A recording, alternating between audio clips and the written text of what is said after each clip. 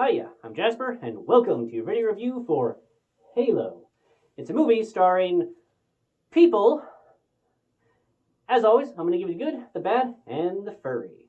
So to start off with the furry, I guess if you consider like the Halo Elite guys, the furry, then yes, there's furry in this. Alrighty, moving on. I have either seen or played most of the main line, like Halos 1 through, I haven't seen Infinite yet, but up to that. I've either watched or seen playthroughs of those. So I have the kind of general idea of that level of storyline, but I haven't played any of haven't seen any of the books, like I haven't read any of those, and I just haven't gotten into the backstory of everything, if you will. So that's kind of my perspective going into this.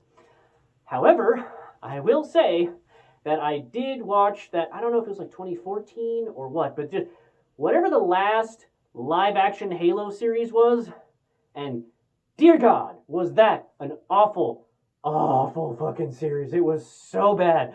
The writing, the acting, every minute of everything on screen, the budget, which looked like they had maybe $2 to film it. I feel like that YouTubers with $20 in their pocket have made better live-action versions of Halo than that series.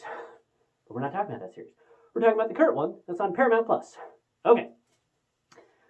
It's okay. I like that they definitely leaned into the R rating of this. I don't know if it's R rating, or whatever the TV version of it is, but it's definitely R rated. And I like that they were willing to go there, because a film or a series where there's a bunch of people getting shot really gruesomely and getting like pew, pew, and not having any blood or not having any like, oh my God, look at that, without any of that, it would have just lost a lot of its impact, and they didn't. They leaned into it with this one, and I thought that was a very good choice. The guy that they decided to have play the Spartan, I was kind of surprised at, because I feel like I've seen him in a few things, but never as like an action or like buff guy role. Maybe I'm just not remembering his full filmography, but I was just like, that guy? That's the guy? All right. I mean, he did a good job. It's just kind of one of those things that I was like, oh, okay, we'll go with it. So, yeah, I thought that was fun. I will say, and I feel like, especially since it's just episode 1, this isn't really spoilers, but he does take off his helmet, which is why I was able to be like, oh, that's the guy. I feel like, especially given like how people were like, oh, Judge Dredd doesn't take off his helmet in the new one, and he took it off all the time in the old one. Like, I don't care. I personally prefer when they take off their helmet realistically. Like The Mandalorian, fuck yeah, I'm glad he finally took off his goddamn helmet. Like, I want to see the actor's face. I'm sorry. Like, when they're doing badass things, sure, have the helmet on, but take the helmet off sometimes. And so you got to see him without the helmet on, which I thought was a good choice. Your opinion may vary. The other thing is that some of the CGI was really good, but some of it really wasn't. Like, it's like they had 2 different studios, and one of them was the varsity team, and the other one was like the Little League kids' parents. Like, what is going on there? I don't understand how you could have this and this at the same time. It's totally different.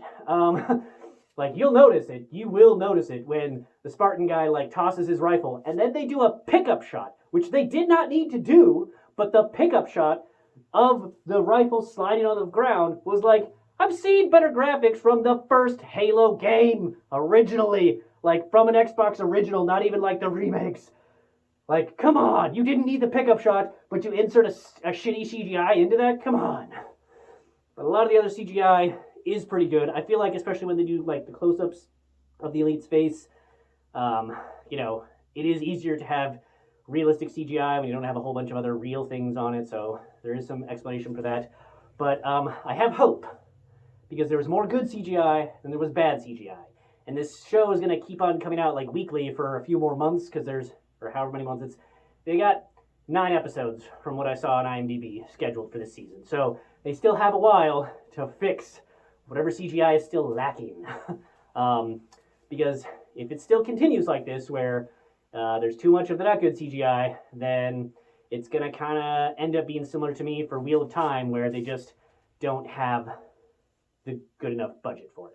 But so far, in terms of the sets and whatnot, again, it's only the first episode, but it seems like they have a decent number of sets and decent size of things.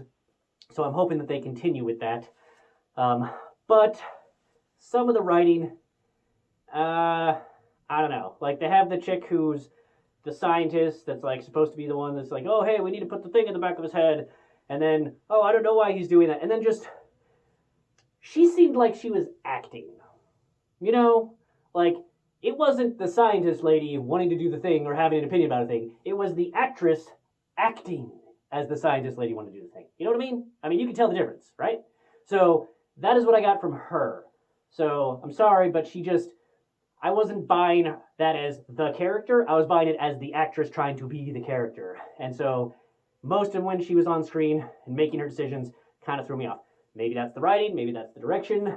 I don't know. But even like Star Wars Episode 2 and 3, like Padme, much of her like stoic performance was from the director telling her to do things a certain way, but it still felt like Padme was doing those things, not, Natalie Portman acting as Padme doing those things. There's a reason that Natalie Portman, I believe, has an Oscar now for Black Swan. You get the difference. Okay. So right now, I'm hopeful for this movie. They had a decent amount of action, went off mostly okay, and like side characters, most of them are interesting enough that I want to see where this goes. So for right now, I would say give it a shot.